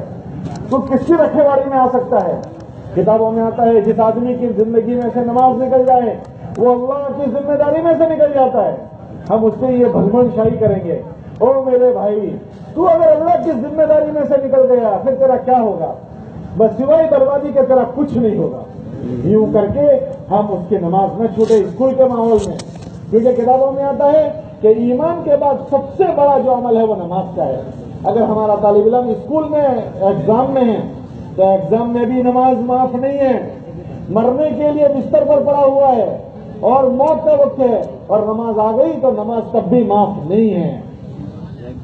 बीमारी में बिस्तर में है, बिस्तर में भी नमाज माफ नहीं है। जब ये इतना बड़ा अमल है, हमारे छोकरे यूं चलते चलते स्कूलों में नमाज छोड़ देते हैं। क्या हमारे छोकरों की नमाज अगर चली गई तो वो अल्लाह की निगाह से गिर जाएंगे? उसकी फिक्र हम स्कूल में करें कि हमारे किसी बच्चे की नमाज न जाए, उसके लिए उन बच्चों से मुलाकात करना। और तीसरी बात, पढ़ने के जमाने में हमारे बच्चे अच्छे माहौल में रहें। माहौल सब पर असर करता है। ये अच्छे सर्कल में रहें, अच्छे दोस्तों के साथ रहे, उसके लिए एक एक बच्चे को मरकज पर लाने की हम फिक्र करते हैं। अपनी मस्जिद और जमात में वो जुड़े उसकी फिक्र करते हैं। ये 15 दिन में एक मरतबा, अगर महीने में अल्लाह इसको हिम्मत दे, 3 दिन है 24 कलाक की है तो 24 कलाक जमात में जाए, ताकि उसको अच्छा संग मिले। क्या मिले बोलो? अच्छा, इसलिए कि उसके अंदर रंग वो होगा जैसा संग वैसा। अरे बोलो, किताबों में आता है किसी की तुमको ओळखाण करनी हो ये कौन सी विचारधारा का है, किसी की ओळखाण करनी हो ये कौन सी विचारधारा का है, तो उसको देख लो कि उसकी उठक बैठक किसके साथ है। क्यों कि दारूड़िया आदमी दारूड़ियों के पास जाएगा, बीड़ी वाला बीड़ी वालों के पास जाता है, और शराबी शराबियों के पास। जिसको खलील ही किताबों में लिखा है कि आदमी अपने दोस्त के धर्म पर होता है। किस पर होता है? मोहब्बत में आदमी कुटेव भी और कुटेव का आदि बन जाता है। हमने देखा है, अरे भाई स्कूल का तो बहुत दूर की बात है, स्कूल में तो बहुत दूर की बात, हमने जमातों में देखा है। हम लोग जमात में एक मरतबा गए, एक छोकरा तम्बाकू कभी नहीं खाता था, एक हफ्ता 10 दिन गुजरे वो तम्बाकू खाता हो गया। अरे भाई तू कभी तम्बाकू नहीं खाता था, तू कैसे वो तम्बाकू खाता है? तो हमने अंदाजा किया कि उस गंदगी से हमारा ये बच्चा कैसे बच जाएगा, वो उस गंदगी से नहीं बच सकता। इसलिए हमारे छोकरे जो स्कूल में पढ़ते हैं, इनको अच्छा संग मिले, अच्छा दोस्त मिले, उसके लिए कोशिश करनी है कि हमारा स्कूल में पढ़ने वाला बच्चा अगर गलत आदत का शिकार हो चुका है, गलत दोस्तों का, हम उसको अपने सर्कल में लेना है कि भाई हम साथ में रहेंगे, हम ईमान वाले, हम आपस में साथ में रहेंगे। ये दुख दर्द हमें लेना है, वरना ये बेचारा स्कूल में से आया और यहाँ गलत लोगों के चक्कर में पड़ गया। अब एक तरफ तो उसका भणतर हो रहा है और उसका घड़तर गलत हो गया। जब घड़तर गलत हो जाएगा, भणतर भी गलत हो जाएगा। भण्या पण गण्या ना, गुजराती में कहावत है, भण्या पण गण्या नहीं। और फिर अगर ये इसी तरह गंदा बड़ा हुआ तो फिर ये वाली वडील बन जाएगा, फिर ये बगैर घड़तर के बड़ा हुआ, फिर इसकी नस्ल होगी तो फिर उसके छोकरों में वही जाएगा जो इसके अंदर है। हम लोग 5वें धोरण में थे, तो 5वें धोरण में हमको एक सवाल पूछा था, एक बात पूछी थी, मोरना ईंडा चितरवा न पड़े એનો ભાવાર્થ લખો। તો શું લખવો જોઈએ તમે મને બતાવો? મોરના ઈંડા ચીતરવા ન પડે, આનો ભાવાર્થ લખો। શું લખવાનું તમે મને બતાવો? અમે તો બધા અભણ લોકો છે, તમે બધા ભણેલા ગણેલા છો ને, તમે બતાવો એનો શું ભાવાર્થ લખવાનો? મોરના ઈંડા ચીતરવા ન પડે, હે સાચી વસ્તુની આ છોકરો એવું કે જાહેરાત ન કરવી પડે। બીજો તર્જમો કોણ કરશે બતાવો? મોરના ઈંડા ચીતરવા ન પડે। મા બાપના લક્ષણ આપો આપ છોકરામાં આવી જાય, લાવવા ન પડે। अब देखना पड़ेगा कि लक्षण कौन से हैं। अगर अच्छे हैं तो अच्छे आएंगे, और खुदा न करे इस छोकरे के लक्षण गलत हो गए तो उसकी कूटे उसके छोकरों में जाएगी। तो एक आदमी के बर्बाद होने से एक आदमी नहीं बर्बाद हुआ, पूरा परिवार ले डूबेगा। वो हम तो डूबे सनम, हम तो डूबे सनम, तुम्हें भी ले डूबेंगे, तो हम तो डूबे सनम, तुम्हें भी ले डूबेंगे। ये ऐसा होता है, एक आदमी गलत हो जाता है तो उसके पूरा परिवार को गलत कर देता है। इसलिए हमारे बच्चों का अच्छा घड़तर हो। अपने वहां 2 वाक्य एक साथ होते हैं, 2 वाक्य हमेशा एक साथ होते हैं, भणतर और गणतर। तुम में से कोई मुझे उठान कराएगा कि घड़तर का क्या तर्जुमा होता है? जी, अच्छा भणतर और अच्छा घड़तर। भणतर तो तुम्हें मिलेगा स्कूलों में, घड़तर का मिलेगा जी। एक छोकरा बताएगा ऐसे आंखा निकाल रहा है भाई, मुझे किसी की नजर लगेगी नहीं, मैं फाते वाते पढ़ के बैठा हूं, समझे नहीं? वो ऐसा भोज गई हूं देखता है तो मुझे थोड़ी नजर लगेगी, पर इसको मेरी लगेगी तो उसको उतरेगी नहीं जल्दी। अरे बात समझ रहे मेरा? अच्छा घड़तर और अच्छा भणतर और अच्छा घड़तर। भणतर तो हम हमारे शिक्षकों से लेंगे, और घड़तर कहां से लेंगे? तो अच्छा घड़तर घड़े, सारे घड़े हुए जो लोग होंगे उनसे मिलेगा। घड़े हुए या घड़े, कौन घड़े? गुरु बनावे, कारीगर बनावे। कारीगर होता है बाइक का, तो उसके पास मैकेनिक जाता है सीखने के लिए छोकरा, तो उसका उस्ताद उसको नहीं बताते, इसको ये कहते हैं कि वो घड़ेला है, तो उसको खाली देखता रहता है। तो थोड़े 1-2 साल में वो कारीगर बन जाता है। इलेक्ट्रिक का कारीगर होता है, उसके पास बच्चे ट्रेन में होने जाते हैं, तो उसको ट्रेन करना नहीं पड़ता, 2-4 साल गुजरते हैं, वो भी कारीगर बन जाता। तो घड़ेला अला बोलो तो खरा, घड़ेला भणेला भणावे અને घड़ेला। ये तबलीग का जो माहौल है ना, वो घड़तर का माहौल है। तबलीग का माहौल कौन सा है? घड़तर का माहौल है कि हमें घड़ देगा। क्या घड़ देगा? કેવું જોવાનું, કેવું નહીં જોવાનું, કેવું સાંભળવાનું, કેવું નહીં સાંભળવાનું, કઈ બોલવાનું, કઈ નહીં બોલવાનું, કેટલું બોલવાનું, કેટલા। अरे बोलो, अरे जरा जोर से बोलो ने। नहीं, देखो धीमा बोला तो तुम नहीं बोले और जोर से बोला तो बोलो, क्योंकि दोनों का टोन का तर्जुमा अलग होता है। बोलो खरी बात छोटी बात। मैंने आपको पूछा भाई, तो मैं आपसे क्या कर रहा हूँ, क्वेश्चन सवाल, क्यों अच्छे और क्या बात है, तो मैंने कोई वाक्य बदला है, लेकिन तर्जुमा भाई पहले वाला ये रहेगा या बदल गया, जरा जोर से बोलो। अच्छा तीसरी बात पूछो। ओहो क्या बात है। अच्छा बताओ मैंने वाक्य बदला कि वाक्य वही है? अरे बोलो। अच्छा तर्जुमा, अरे बोलो भाई तर्जुमा। वाक्य एक ही है, तर्जुमे बदल गए। क्या ये क्या चीजें हैं? क्या घड़तर क्या है बोलो? तो एक तरफ तो किसकी भणतर अच्छा और दूसरी तरफ घड़तर अच्छा। अगर घड़तर नहीं हुआ, घड़तर नहीं हुआ तो ये बुद्धि इस्तेमाल नहीं होती। ये तबलीग के माहौल आदमी को घड़ देता है कि ये लोगों के साथ मिलेगा, चलेगा, फिरेगा, अचरंगी पचरंगी लोगों से इसकी मुलाकातें हो जाएगी, इसकी बुद्धि खुलती चली जाएगी। हाँ, आदमी जितनी ठोकरें खाता है इतना तजर्बा होता है। आदमी जितनी ठोकरें खाता है, मेरा तुमसे पाला पड़ा तो तुम्हारी ओळखाण हुई, ये भाई से पाला पड़ा तो इनकी ओळखाण हुई, इस भाई से पाला पड़ा इसकी ओळखाण हुई, उनसे पाला पड़ा उसकी ओळखाण हुई, ये भाई से पाला पड़ा उनसे ओळखाण हुई, आनंद वालों से पाला पड़ा तो उनकी ओळखाण हुई, तुम्हारा मेरे से पाला पड़ा तुमको मेरी ओळखाण हुई। तो आदमी को लोगों के इख्तिलाफ से उसको तजर्बा बढ़ जाता है। जितनी ठोकरें खाता है इतनी अवड़त बढ़ती है। क्या होती है बोलो? मगर तजर्बाकार ठोकर नहीं खाता, मगर तजर्बा बगैर ठोकर के नहीं होता। तजर्बा बगैर ठोकर के तजर्बाकार ठोकर नहीं खाता। ये तबलीग की मेहनत को तुम बाहर में समझो, तुम ऐसा समझते हो तुमको तबलीग में भेज देते। ना ना ना ना ना, हम आपको तबलीग में नहीं भेजते, अच्छा घड़तर करने के लिए भेजते हैं कि तुम ऐसे अल्लाह करे के बन जाओ कि तुम्हारे अंदर अल्लाह का खौफ आ जाए, अल्लाह का डर आ जाए और तुम अल्लाह के डर के साथ अपनी तालीम पढ़ो।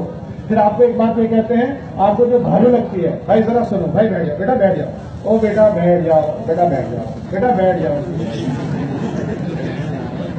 एक आखिरी बात मैं आपसे कहूँ, आपको एक बात हम ये कहते हैं कि अपनी पढ़ाई के साथ इन चीजों के साथ चौकसाई से रहो, तो तुम्हारा भणतर अच्छा होगा, तुम्हारा घड़तर अच्छा होगा।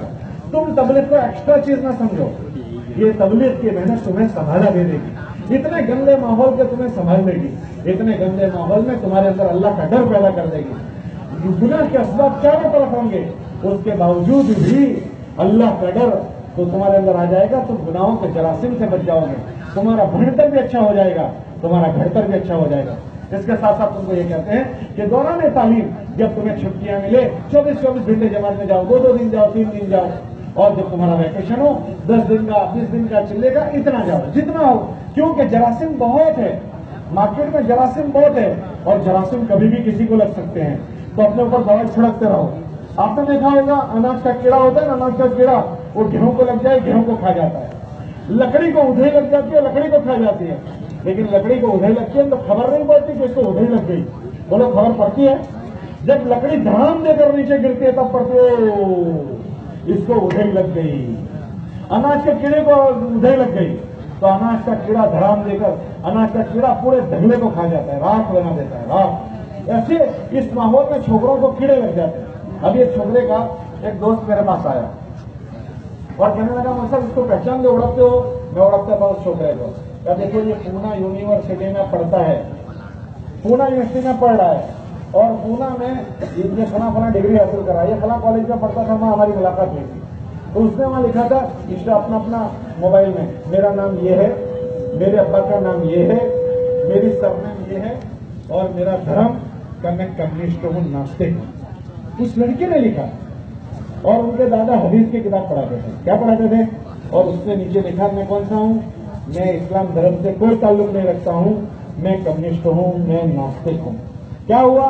तो वहां के सर्कल में रहते रहते उसको जरासीम लग गए, इतना जरासीम उसको लगे कि उसने अपना दीन छोड़ दिया। ऐसा नहीं है कि जरासीम नहीं लगते भाई, जरासीम की मिसाल ऐसी है जैसे मौसम की मिसाल। मौसम आता है जब सबको ठंडी लगती है, अच्छा जब ठंडी आती है तो वो किसी को बखशती है। कोई ये कहे कि भाई ये तो मालदार सेठ साहब का मकान है, ठंडी वहां से टन लेकर निकल जाए, तो ठंडी टन नहीं लेती, गर्मी टन नहीं लेती, बारिश टन नहीं लेती, जैसे सबको लगते हैं ऐसे ये छोकरा, चाहे खान साहब का हो, चाहे आमिर साहब का हो, चाहे मौलवी साहब का हो, चाहे सेठ साहब का हो, जरासीम जब आम हो जाएंगे, मच्छर जैसे सबको काटते हैं ऐसे सबको काटेंगे। इसके लिए यहाँ दवाई छिड़को, इसके तौर पर ईमान की दवाई, अमाल की दवाई, अल्लाह के डर की दवाई, इस पर छिड़कते रहना। ये वैकेशन जब आए अपना चिल्ला लगाते रहो, 3 दिन लगाते रहो। इस गंदे माहौल में बचे रहोगे, इस गंदे माहौल में बच जाओगे, वरना कभी भी जरासीम लग जाएंगे। अभी भी आप अपना जायजा लो कि मुझे कितने जरासीम लग गए हैं। मुझे अल्लाह रसूल की बात सुनना अच्छी लगती है, या मैं कानों से ज्यादा अल्लाह को राजी करने वाली बातें सुनता हूँ या अल्लाह को नाराज करने वाली बातें सुनता हूँ।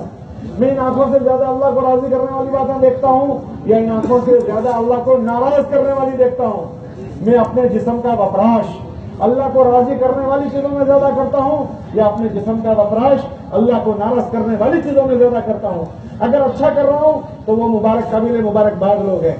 और हर आदमी अपना जायजा ले, कोई किसी को कुछ नहीं कह सकता कि तो ऐसा करता है ऐसा करता है, पर हर आदमी अपने को तो कह सकता है। खुदा न करे किसी की आंखें गंदी हुई पड़ी है, किसी के कान गंदे हो चुके हैं, किसी के जज्बात गलत हो चुके हैं, यकीन मानो जरासीम लग चुके हैं।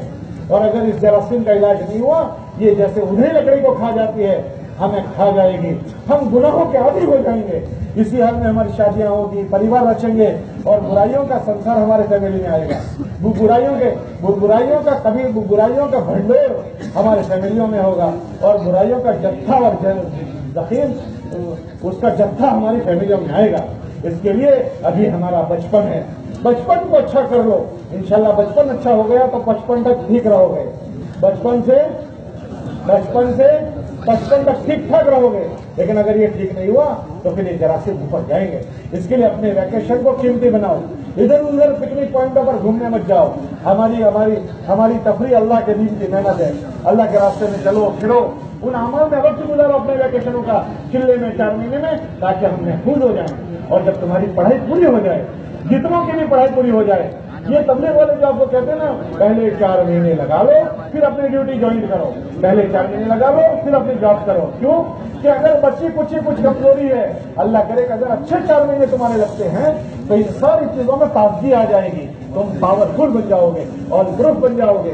जिस माहौल में भी तुमको डाला जाएगा तुम्हारे अंदर इतनी शक्ति होगी कि तुम अल्लाह के हुक्म की नाफरमानी नहीं करोगे।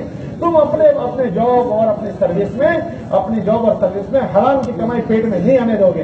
तुम जिस माहौल में भी होगे वो माहौल का गंदा असर तुम पर नहीं होगा। उसके लिए हमारे बुजुर्ग फरमाते हैं कि जितनों की पढ़ाई पूरी होती है वो पढ़ाई पूरी होने के बाद पहले 6 महीने लगा रहे। अक्सर हमारे बच्चे क्या समझते हैं, यार ये तबलीग वाले हमको 4 महीने भेजते हैं। अरे भाई हमें क्या मिलने वाला है? ये कोई हमारी फैक्ट्री है, ये कोई हमारा कारखाना है जिसके लिए हमने आपको अपने लिए ले जा रहे हैं? हम तो ये कह रहे हैं तुम अपने ऊपर रहम खाओ, तबलीग पर भी नहीं। तबलीग को किसी के रहम की कोई जरूरत नहीं है। तबलीग अल्लाह का काम है, अल्लाह उसको चलाएगा। अरे भाई हमारे नबी 1400 साल पहले आए थे, तब से लेकर अब तक तबलीग चली रही है। कौन सी बंद हो गई? आज भी चल रही है। कोई उसका साथ दे तो भी चल रही है, कोई साथ न दे तो भी चल रही है, और अल्लाह ने चाहा कयामत तक चलेगी। तो तबलीग को किसी की जरूरत नहीं, पर हमें हमारी हिफाजत के लिए हमें जरूरत है तबलीग की। इसके लिए इसको तबलीग की जरूरत न समझे, अपनी जरूरत समझकर अपने ऊपर रहम खाएं और अपने ऊपर रहम खाकर 4 महीने लगाओ। अगर तुम्हारे 4 महीने डिग्रियों के बाद लग गए ना तो तुम इंशाल्लाह ऑल प्रूफ हो जाओगे और हर माहौल में संभले रहोगे। इसलिए वो बच्चे जिनकी इस साल पढ़ाई हो रही है उनसे मैं गुजारिश करता हूं कि वो तो तय कर लें कि इंशाल्लाह हम अपनी पढ़ाई पूरी होने के साथ फौरन इंशाल्लाह 4 महीने लगाएंगे, फिर अपनी जॉब और सर्विस में जाएंगे। सब तय करते हो भाई? बहुत से बच्चों की अभी पढ़ाई पूरी नहीं हो रही, वो तय करें कि इंशाल्लाह हम अपने वैकेशन को बर्बाद नहीं करेंगे। इंशाल्लाह अपना चिल्ला या 20 दिन 10 दिन जितना की छुट्टी पड़ेगी इतने दिन अल्लाह के रास्ते में जाएंगे इंशाल्लाह। कौन जाएंगे? और जिनके अभी वैकेशन नहीं है, दौरान तालीम हो, तो इस अमाल के साथ, अपने अमाल के साथ कि अच्छी चौकसाई से पढ़ाई करें, धगज से पढ़ाई करें, ध्यान से पढ़ाई करें, मरकज का एहतमाम करें, अपने दोस्तों की फिक्र करें, नमाज में छूटे, तालीम के हल्कों में बैठे, अपने मस्जिद के माहौल में जुड़े। अगर इन अमाल के साथ अगर पढ़ाई हुई तो इंशाल्लाह अच्छा बढ़तर और अच्छा बेहतर। हम तो ये चाहते हैं कि अल्लाह आपको यहाँ भी बड़ा बना दे और अल्लाह आखिरत में भी आपको बड़ा बना दे। भाई आप भी ऐसा चाहते हो नहीं चाहते? तो इन अमाल के साथ पढ़ाई करोगे इंशाल्लाह। खुदा ना करे कभी भूल हो जाए, कभी गुनाह हो जाए और कभी चूक हो जाए तो फौरन तौबा करने की। हम इंसान में भूल हो जाए, करने की नहीं, लेकिन हो जाए तो फौरन माफी मांगने की, ताकि उसका केस चालू न हो जाए। केस टेबल पर आ गया तो वकील साहब केस लड़ना शुरू करेंगे और जज साहब फैसला देंगे। टेबल पर केस आने देने का नहीं, उससे पहले तौबा तिल्ला करके माफी का भी। टेबल पर केस आ गया फिर चला केस टेबल पर आने नहीं देने का। खुदा न करे कभी चूक हो जाए, भूल हो जाए, फौरन तौबा माफी इस्तिग़फ़ार, ताकि टेबल पर केस आवे ही नहीं और हमारा मुद्दा चले ही नहीं। तो कभी भूल करने की नहीं, और हो जाए तो फौरन, अरे बोलो फौरन माफी मांग लेने की, तौबा कर लेने की। और जब इसी माहौल के साथ पढ़ते हुए जब पढ़ाई पूरी होगी तो इंशाल्लाह 4-4 महीने लगाकर फिर अपनी जॉब पर सर्विस करेंगे। हम अपने ऊपर रैंक खाएंगे, तबलीग पर नहीं। किस पर बोलो, खाओगे अपने ऊपर रैंक? कौन कौन ये नियत करता है कि पढ़ाई के बाद इंशाल्लाह 4-4 महीने जाएंगे? सारे करते हैं, अच्छी बात। अच्छा, इस साल किसकी पढ़ाई पूरी हो रही है, जरा बताओ।